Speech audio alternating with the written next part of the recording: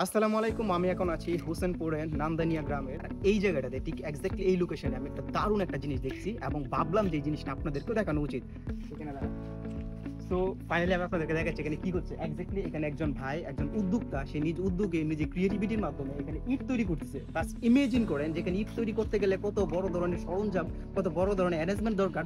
But এইখানে একটা ভাই তার ক্রিয়েটিভিটি এবং কিছু টুলস এবং কিছু মেশিনারির মাধ্যমে সেখানে ইট তৈরি করছে। বিষয়টা সত্যি ক্রিয়েটিভ অ্যান্ড অ্যামেজিং। সো আমি এখন আপনাদেরকে দেখাবো যে ইটটা কিভাবে তৈরি করা হয় এবং এই ইটের পারফরমেন্স কেমন, এই যে ভাইটি এই ইট তৈরি করতেছে, এবং ওনাদের সাথেও কথা বলবো। So please come with me. আসসালামু আলাইকুম। কি অবস্থা, ভালো আছেন? হ্যাঁ, ভালো। সো ফাইনালি ইনি হচ্ছে সেই ভাই, সেই উদ্যোক্তা। প্রথম উনাকে আমি অনেক স্যালুট যে উনি একটা উদ্যোগে নতুন শুরু করতেছে। সো ভাই, আপনি মূলত এটা কবে থেকে শুরু করতেছেন যদি বলতেন?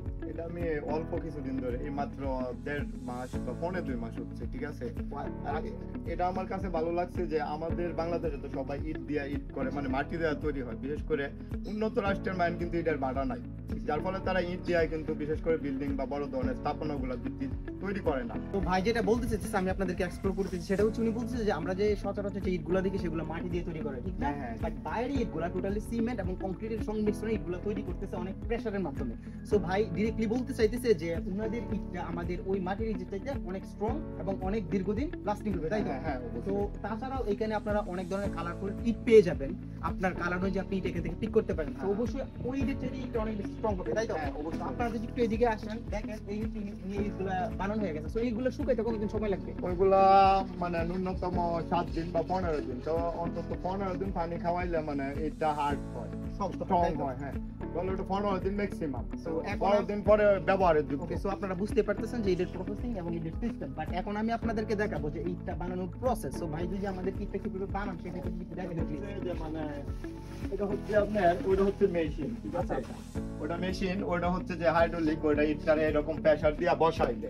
So, আমি আপনাদেরকে বলতেছি এটা হচ্ছে আমাদের মূলত মেশিনটা। এটার একটা নির্দিষ্ট শেপ আছে এবং এইখানে ওনাদের যে ম্যাটেরিয়ালগুলো নিচে রাখা হয় প্রেসার দিয়ে নির্দিষ্ট শেপে শক্ত মজবুত ইট তৈরি করা হয় এবং এইগুলো তার পুরনো লাগে না, তাই না? না না না, ওটা পুরানো লাগে না, ওটা আলু, বাতাস আর পানি। ও ঠিক আছে, আলু বাতাস পানি সংমিশ্রণে এইটা আসলে শক্ত ইট তৈরি হয়।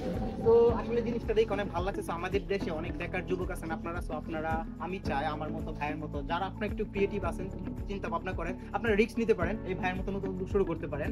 তো যেহেতু এটা একটা নতুন জিনিস, আমি ভাইয়ের প্রতি অনেক অনেক আশাবাদী। আই হোপ তিনি এই ব্যবসার মাধ্যমে সারা বাংলাদেশে ওনার পরিচিতি লাভ করতে পারবে এবং উনি অবশ্যই আমাদের হোসেনপুরকে হাইলাইট করতে পারবে এই নতুন একটা উদ্ভাবনী শক্তি দ্বারা। সো ভাই আপনার জন্য অনেক অনেক অনেক বেশি শুভকামনা। থ্যাংক ইউ, ঠিক আছে, সবার জন্য শুভকামনা রইল। ঠিক আছে, আমাদের আল্লাহ পেজটা হাফেজ। ফলো দিয়ে দেন।